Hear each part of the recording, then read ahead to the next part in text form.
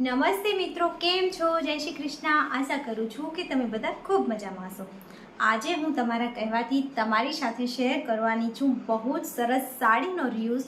મેં હમણાં જ નજીકમાં જ એક તમારાથી વિડીયો શેર કર્યો હતો. સાડીના પલ્લુમાંથી જેકેટ બનાવ્યું હતું જે તમને બધાને ખૂબ ગમ્યો અને સાથે સાથે એ કોમેન્ટ પણ આવી કે સાડીના બાકીના હિસ્સાનો શું ઉપયોગ કરી શકાય. તો હું તમારી સાથે એટલું સરસ આઉટફિટ શેર કરવાની છું જેને તમે બહુ જ સરસ રીતે બહુ જ સહેલાઈથી બનાવી શકો છો.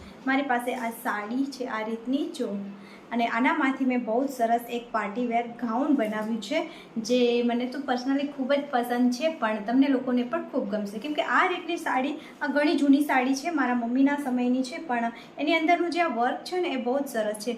અને તમે નોટિસ કર્યું હશે કે અત્યારે લગભગ બધી જ વસ્તુઓમાં જે જૂની ફેશન હતી એ પાછી આવી ગઈ છે. તો આને કદાચ સાડીની રીતે આપણે વેર કરવાનું ના ગમે, આ રીતે આપણે એને કંઈક નવો લુક આપી અને જરૂર વેર કરી શકીએ અને સાડીની જે કિંમત હતી એનાથી પણ ડબલના પૈસા વસૂલ કરી શકીએ, કેમ કે અત્યારે આ રીતના જે આઉટફિટ છે માર્કેટમાં ખૂબ જ મોંઘા મળતા હોય છે. તો ચલો જલ્દીથી શરૂ કરીએ આપણે આજનો વિડીયો.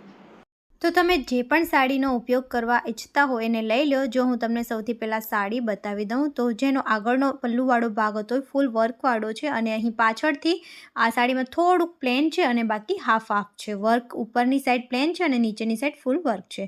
હવે જો જે પાછળની સાઈડ થોડોક પ્લેન ભાગ હતો સૌથી પહેલાં આપણે એને કટ કરીને કાઢી નાખશું. તો આ રીતે મેં એક નાનકડું કટ લગાવ્યું અને દોરાને ખેંચી લીધું છે અને પછી જ્યાં એક સેન્ટર એક માર્ક જેવું બની ગયું ત્યાંથી દોરાને ખેંચતા ખેંચતા કટ કરી લીધું છે. આમ કરવાથી એકદમ સરસ રીતે કટિંગ થઈ જાય છે અને ઝોલ નથી બનતો, આડું અવળું નથી થતું. હવે જો આ આપણે એનો પાલવનો ભાગ છે એને પણ આ રીતે કટ કરી અને અલગ કરી નાખશું. એટલે કે જે ફૂલ વર્કવાળો ભાગ હતો એને પણ મેં કટ કરીને અલગ કરી નાખ્યો છે. હવે આ પાલવના ભાગને અલગ કરવા પછી જે વચ્ચેનો ભાગ છે એને મેં ડબલ ફોલ્ડ કર્યું છે, એટલે કે આ 4 લેયરમાં કપડું છે. હવે એનું મેઝરમેન્ટ હું તમને કહી દઉં તો મારું અહીં 34 ઇંચ થાય છે. 4 લેયરમાં કપડું છે એટલે લગભગ 3.5 મીટર જેવું. હવે આપણે એની લંબાઈ મેઝર કરશું તો મેં અહીં 37 ઇંચ પર માર્ક કર્યું છે. તમે તમારા હિસાબથી લંબાઈ રાખી શકો છો. નીચે મેં વાળવા માટે જગ્યા નથી રાખી કેમ કે નીચે ફોલ છે એટલે એકદમ વ્યવસ્થિત રીતે અહીં આપણું સરસ રીતે સેટિંગ થઈ જશે. હવે મેં આને કટ કરી લીધું. એના પછી આપણે અસ્તર માટે કપડું લેશું. તો આ કપડાને મેં 2 વખત વાળીને રાખ્યું છે. 15 ઇંચ લંબાઈ લીધી છે. હવે મેં લીધી છે મારી એક કુર્તી અને કુર્તીને મેં વાળીને આ રીતે અસ્તરના કપડા ઉપર સેટ કરી લીધી છે. તમારે તમારી જે કુર્તી છે એનું મેઝરમેન્ટ લઈને અને એ હિસાબથી પહેલાં કપડું લઈ લેવાનું. આ રીતે જો મેં થોડીક સિલાઈ માટે અને લૂઝિંગ માટે જગ્યા છોડી અને માર્કિંગ કર્યું છે. આ કુર્તી મને ઓલરેડી થોડી લૂઝ જ છે એટલે મેં બહુ જગ્યા નથી છોડી, 1 ઇંચ જેટલી જ છોડી છે અને ઉપરની સાઈડથી પણ આ રીતે માર્ક કરી લીધું છે. હવે આર્મહોલ પર ફ્રન્ટ આર્મહોલ માટે આપણે અંદરની તરફ 1/2 ઇંચ ડ્રો કરવાનું છે. તો આ રીતે તમારે અંદરની તરફ 1/2 ઇંચ ડ્રો કરી લેવાનું છે. તો આ એક મેથડ હું તમને બતાવું છું, બહુ જ સહેલી રીત છે. તમે જાતે પણ બનાવી શકો છો અથવા તમારા હિસાબથી મેઝરમેન્ટ ચેન્જ કરી શકો છો, ટેલર પાસે પણ બનાવડાવી શકો છો. હવે જો ગળાની લંબાઈ મેં 5 ઇંચ લીધી છે અને પહોળાઈ 3.5 ઇંચ લીધી છે. આ રીતે માર્ક કરવા પછી એક પાંદડાના શેપમાં આપણે ડ્રો કરી લેશું. હવે સૌથી પહેલાં આપણે બેક આર્મહોલની કટિંગ કરશું અને સાઈડથી પણ કટ કરી લેશું. એના પછી હું અહીં ગળાની માર્કિંગ કરી રહી છું. 3 ઇંચ લંબાઈ લઈશ બેક નેક માટે અને આ રીતે રાઉન્ડ શેપ આપી દઈશ. હવે આપણે અહીં પહેલાં બેક નેકને જ કટિંગ કરશું. તો કટ થઈ ગયું છે. હવે જો અહીં આપણે શોલ્ડર પર 1/2 ઇંચ આર્મહોલ સાઈડ પર માર્ક કરી અને આ રીતે ક્રોસમાં ડ્રો કરી અને કટ કરી લેવાનું છે શોલ્ડર સ્ટ્રોપ માટે. હવે અહીં મેં આનો જે અંદરનો ભાગ હતો એટલે કે બેકનો જે હિસ્સો હતો એને અલગ કરી નાખ્યો છે અને આ રીતે આપણે ફ્રન્ટના ગળાની અને આર્મહોલની કટિંગ કરી લેશું. તો છે એકદમ સહેલી રીત. હવે તમારે પાલવના ભાગ ઉપર આ રીતે જે રેડી પીસ છે એને સેટ કરીને રાખવાનો છે અને એકદમ હું અહીં શેપમાં કટિંગ નહીં કરું, થોડું એક્સ્ટ્રા કપડું જ લઈશ અને આ રીતે એક રેક્ટેંગલ પીસ જ કટ કરી લઈશ. સેમ આવી જ રીતે જે એનો બેક હિસ્સો છે એના માટે પણ એક પીસ કટ કરી લઈશ. એટલે જો આ રીતે મેં કટ કર્યા પછી હવે એની જે સીધી સાઈડ છે એના ઉપર આપણે રાખશું અસ્તરના કપડાને અને પછી એના આર્મહોલ પર અને ગળા પર સિલાઈ કરી લેશું. તો જો બંને પીસમાં એવી જ રીતે આપણે કરી લેવાનું છે. તો અહીં મેં ફ્રન્ટ હિસ્સા પર કરી લીધું છે. હવે સાઈડમાંથી જે પણ એક્સ્ટ્રા કપડું છે એને આપણે કટ કરીને કાઢી નાખશું. એટલે એકદમ સરસ ફિનિશિંગ સાથે આપણું અટેચ થશે. સાડીને અટેચ કરવામાં વધારે તકલીફ નહીં પડે. હવે અહીં આપણે ગળાના ભાગમાં અને આર્મહોલવાળા ભાગમાં જ્યાં રાઉન્ડ શેપ છે ત્યાં બધે નાના નાના કટ લગાવશું. હવે આપણે એને સીધું કરી લેવાનું છે. તમે જ્યારે કટ લગાવો ત્યારે તમારે ધ્યાન રાખવાનું છે કે સિલાઈ ન કપાઈ જાય. હવે સીધું કરી એકદમ વ્યવસ્થિત રીતે અહીં ઉપરની સાઈડ પણ આપણે એક સિલાઈ કરી લેશું અને નીચેના ભાગમાં પણ સિલાઈ કરી અને બંને કપડાને આપણે જોઈન્ટ કરી લેશું. તો આ રીતે આપણો ફ્રન્ટ અને બેક બંને ભાગ તૈયાર થઈ ગયા છે, તમે જોઈ શકો છો. હવે આપણે એનો બેકનો ભાગ લેશું અને આ રીતે એને એકદમ સેન્ટરથી વાળીને રાખશું અને પછી અહીંથી આપણે એને કટ કરી લેવાનો છે. તો જો મેં આ રીતે કટ કરી લીધું છે. હવે તમારે લેવાની છે એક ચેન. મારી પાસે સેમ અસ્તર ના હતું અને સેમ ચેન પણ ના હતી, તો થોડો ઘણો મેં જુગાડ કર્યો છે, છતાં પણ ખૂબ જ સરસ આઉટફિટ બનીને તૈયાર થશે. હવે ચેનને મેં કપડાની સીધી સાઈડ પર ઊંધી રાખી અને આ રીતે સીધી સિલાઈ કરી છે. જે પણ એક્સ્ટ્રા હોય, ચેન વધારાની હોય એને નીચેની તરફ રાખવાની છે અને પછી આપણે બીજો ભાગ લેશું. આ રીતે ચેનને સીધી કરી અને બીજા ભાગને એકદમ વ્યવસ્થિત રીતે આ રીતે સેન્ટરમાં રાખી અને ચેનના ઉપરના એક્સ્ટ્રા ભાગને આ રીતે વાળી લેવાનો છે કપડાની ઉપર અને અહીં પણ આપણે સીધી સિલાઈ કરીને ચેનને અટેચ કરી લઈશું. તો જો ચેન અટેચ થઈ ગઈ. હવે જે પણ વધારાની ચેન છે આપણે એને નીચેથી કટ કરી નાખવાની છે અને આ રીતે આપણે ઉપરની તરફ પ્રેસ સ્ટીચ કરવાની છે. તો સીધો ભાગ છે એના ઉપર જ હું સિલાઈ કરીશ, તમે જોઈ શકો છો. જે રીતે હું બતાવું છું એ રીતે કપડાને એકદમ વ્યવસ્થિત સેટ કરતા જવાનું છે અને અહીં સિલાઈ કરવાની છે. હવે મારી આ જે સાડી છે એના અંદર મોતીનું ડિઝાઇન છે. તમારી સાડીમાં પણ મોતીની ડિઝાઇન હોય, કુંદન વર્ક હોય તો તમારે એને કાઢીને સિલાઈ કરવાની રહેશે, નહીં તો સોઈ તૂટી જશે. હવે જુઓ, બંને તૈયાર ભાગની રાઈટ સાઈડને અંદરની તરફ રાખી અને એના શોલ્ડરને આપણે જોઈન્ટ કરવાના છે. પણ એના પહેલાં જો તમે અહીં ટક્સ લેવા માગતા હો તો તમારે આ રીતે ફ્રન્ટ ભાગને અથવા તો બેક સાઈડને ગમે તેને ફોલ્ડ કરીને રાખવાનું છે 2 વખત અને ટક્સની લંબાઈ તમે 4 ઇંચ રાખી શકો છો અને સાઈડથી 1/2 ઇંચ જેટલું રાખી અને આ રીતે તમારે એને ડ્રો કરી લેવાનું છે ક્રોસમાં અને અહીં તમારે સિલાઈ કરવાની છે. એવી જ રીતે બીજી બાજુથી પણ તમારે માર્ક કરી લેવાનું છે. મારી સાડીમાં ખૂબ જ વધારે વર્ક કરેલું છે એટલે મેં અહીં ટક્સ લીધા નથી, કેમ કે મારે બધી અંદરની જે ડિઝાઇન છે, વર્ક છે એ બધું કાઢવું પડત, નહીં તો સોઈ તૂટી જત, એટલે મેં વધારાનું કપડું પણ રાખ્યું ન હતું. જો તમે ટક્સ લેવા ઈચ્છતા હો તો જ્યારે તમે કટિંગ કરો ત્યારે તમારે ટક્સ માટે વધારે કપડું પણ લેવું જોઈશે. હવે જો અહીં મેં ખાલી તમને મેથડ બતાવી છે, એના પછી બંને ભાગની રાઈટ સાઈડ અંદરની તરફ રાખી અને સાઈડમાં પણ મેં સિલાઈ કરી લીધી. હવે જુઓ, મેં ઘેરા માટે 2 મીટર અસ્તર લઈ લીધું છે અને એને આ રીતે મેં 4 લેયરમાં એટલે કે 2 વખત ફોલ્ડ કરીને રાખ્યું છે. હવે જે આપણો 37 ઇંચ લંબાઈનો જે ભાગ હતો એને આ રીતે આપણે સેટ કરીને રાખશું. નીચેથી લગભગ 4 ઇંચ જેટલું આપણે અસ્તર ઓછું લેવાનું છે એટલે મેં આ રીતે સેટ કર્યું અને વધારાના કપડાને કટ કરી નાખ્યું છે. હવે જો જે આપણો ટોપ ભાગ તૈયાર હતો એને આપણે આ રીતે અસ્તરની સાથે સેટ કરીને રાખશું અને પછી અહીં માર્ક કરી લેવાનું છે. એના પછી નીચેથી આ રીતે ક્રોસમાં માર્ક કરી લેવાનું છે અને પછી બંનેને આ રીતે આપણે ક્રોસમાં જોઈન્ટ કરશું. નીચે છેડે માર્ક કરીને ક્રોસમાં જોઈન્ટ કરવાનું છે.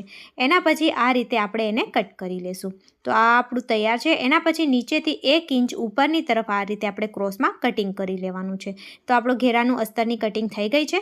હવે આ જે 2 ભાગ છે એની એક બાજુ પર આપણે સિલાઈ કરી અને બંને ભાગને જોઈન્ટ કરી લેશું. તો આ બંને ભાગ જોઈન્ટ થઈ ગયા છે. એના પછી જે ઘેરાનું કપડું છે એ આપણે લેવાનું છે. અહીં પ્લેટ લઈને અટેચ કરવાનું છે. તો એના માટે સૌથી સરળ રીત હું તમને બતાવીશ. જો આ રીતે પ્લેટ લઈને તમારે આ જે અસ્તરનું કપડું છે એની સાથે આ બધું જ સાડીનું કપડું અટેચ કરવાનું છે. તો સૌથી પહેલાં સાડીને આ રીતે એક વખત તમે વાળી લો અને એનું જે સેન્ટર છે ત્યાં પણ એક નાનકડો કટ લગાવો અથવા તો માર્કિંગ કરી લો. એના પછી ફરીથી એને આપણે વચ્ચેથી વાળશું એટલે કે 4 લેયરમાં સાડી થઈ જશે અને ફરીથી જ્યાં એના સેન્ટર નીકળે છે ત્યાં આપણે કટ લગાવશું. આ રીતે જો મેં એને 2 વખત વાળી લીધી છે. હવે આપણે શું કરવાનું છે, જે અસ્તરનું કપડું છે એને પણ આ જ રીતે આપણે વાળશું. અહીં તો સિલાઈ છે એટલે એક સેન્ટર એનું કાઢેલું છે, એના પછી બંને ભાગમાં સેન્ટરમાં આપણે કટ લગાવશું. એટલે ટોટલ આ 4 ભાગમાં આપણું અસ્તર વહેંચાઈ ગયું છે. એના પછી સાડીનું જે કપડું છે એ પણ 4 ભાગમાં વહેંચાઈ ગયું છે. તો જે સૌથી પહેલો ભાગ છે એનામાં આપણે પ્લેટ લઈ અને બંને કપડાની પહેલા ભાગને સેટ કરશું. એના પછી જે બીજો ભાગ છે એનામાં બીજા કપડાને આપણે સેટ કરશું. સેન્ટર બંને મેચ કરવાના છે એટલે એકદમ ઇક્વલ સાઇઝમાં આપણી બધી જ જગ્યાએ પ્લેટ આવી જશે. તો જો આ રીતે મેં બધા જ ભાગને વ્યવસ્થિત વહેંચી અને પ્લેટ લઈ લીધી છે એટલે એક પણ વખત ખોલવું નહીં પડે અને સરસ રીતે આપણી પ્લેટ લેવાઈ જશે. હવે જો આપણે અહીંથી સિલાઈ કરી અને બંને છેડાને જોઈન્ટ કરશું. તો સ્ટાર્ટિંગમાં આપણે થોડાક ભાગને ચારે ભાગને ભેગા લેવાના છે અને સિલાઈ કરવાની છે. તમે અહીં વિડીયોમાં વ્યવસ્થિત રીતે જોઈને સમજી જશો. જો મેં થોડાક સુધી સિલાઈ કરી લીધી છે એકસાથે ચારે છેડાને લઈને. એના પછી આપણે અસ્તરના કપડાને સાઈડમાં કરી નાખશું ઉપર નીચે બંને બાજુથી અને માત્ર સાડીના કપડાને જ આ રીતે આપણે સીવી લેશું. તો ઉપરથી લઈ નીચે સુધી આપણે આ રીતે સાડીના કપડાને સીવી લેવાનું છે. એના પછી હવે આપણે અસ્તરના અસ્તરના કપડાને સીવશું. અહીં જુઓ તમે, હવે સાડીના કપડાને અંદરની તરફ આપણે રાખી દેવાનું છે અને માત્ર અસ્તરના કપડાને સીવી લેવાનું છે. તો જો આ રીતે મેં અસ્તરના કપડાને સીવી લીધું છે. હવે નીચેના ભાગમાં પણ આપણે અસ્તરમાં ડબલ ફોલ્ડ કરીને આખામાં સિલાઈ કરી લઈશું. તો જો આપણો નીચેનો ભાગ તૈયાર છે. હવે તમારે શું કરવાનું છે, જે સિલાઈવાળો ભાગ હતો એને આ રીતે સેન્ટરમાં રાખશું અને ટોપ હિસ્સો લેશું. એની જે ચેનવાળો ભાગ છે એને આપણે અહીં સેન્ટરમાં રાખશું અને આ ઉપરના ભાગને આપણે સીધી સાઈડ આ રીતે બહારની તરફ રાખી અને અંદરની તરફ જવા દેવાની છે. હવે જો ચેનના ભાગને અને આ સિલાઈવાળા ભાગને મેં આ રીતે સેટ કર્યું છે એકદમ વચમાં, અને પછી આખામાં આપણે આ રીતે વ્યવસ્થિત પકડી અને સિલાઈ કરીને બંને ભાગને અટેચ કરી લેશું. એના પછી હવે આવે છે સ્લીવ્સનો વારો. તો આટલું જ કપડું મારું બચ્યું હતું. બાકી પાલવનો થોડો વધારે વર્કવાળો ભાગ હતો, એનો મેં અલગ જગ્યાએ ઉપયોગ કર્યો હતો. તો આ કપડાને મેં આ રીતે વાળીને રાખ્યું છે અને જે આપણું તૈયાર ભાગ છે એનું આપણે મેઝરમેન્ટ લેશું આ રીતે. તો જો મેં આ રીતે અહીં એનો જે આર્મહોલ છે એનું મેઝરમેન્ટ લીધું છે. તો મારું 7.5 ઇંચ થાય છે. તો આપણે 1/2 ઇંચ એનામાં એક્સ્ટ્રા એડ કરશું એટલે 8 ઇંચ થશે. હવે એને આપણે ફોલ્ડ કરશું વચ્ચેથી એટલે 4 ઇંચ થશે. તો જો હવે જે આપણે કપડાને વાળીને રાખ્યું છે 4 લેયરમાં, એના ખૂણા પર બંધ સાઈડ પર આ રીતે 4 ઇંચ પર આપણે માર્ક કરશું. એના પછી એને આ રીતે મેજર કરશું તો 3 ઇંચ થાય છે. તો આપણે એને એક બાજુથી લઈ અને બીજી બાજુ સુધી મેજર ટેપને ઘુમાવતા 3 ઇંચ પર માર્ક કરશું. એટલે આ રીતનું અહીં હાફ સર્કલ ડ્રો થશે. એના પછી એના નીચેના ભાગમાં પણ આ રીતે આપણે માર્કિંગ કરશું. તો જે માર્કિંગ ઉપરની સાઈડ કરી છે ત્યાંથી 7 ઇંચ મારું થાય છે. ત્યાંથી આ રીતે હું રાઉન્ડમાં મેજર ટેપને ફેરવતા માર્કિંગ કરી લઈશ.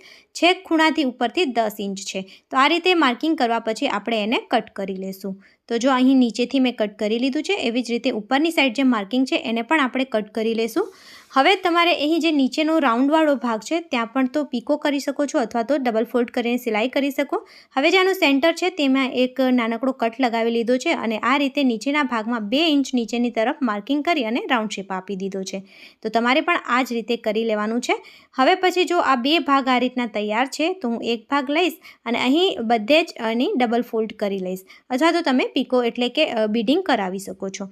હવે જો આ જે આપણો કુર્તીનો તૈયાર ભાગ છે ગાઉનનો, એને આ રીતે સેન્ટર જે છે એને સેટ કરશું અને પછી જે કટ લગાવ્યો હતો તે સેન્ટરમાં રાખવાનું છે અને બાકીના બંને ભાગને આ રીતે આપણે બહારની તરફ સેટ કરી અને અહીં સિલાઈ કરીને એને અટેચ કરી લેશું.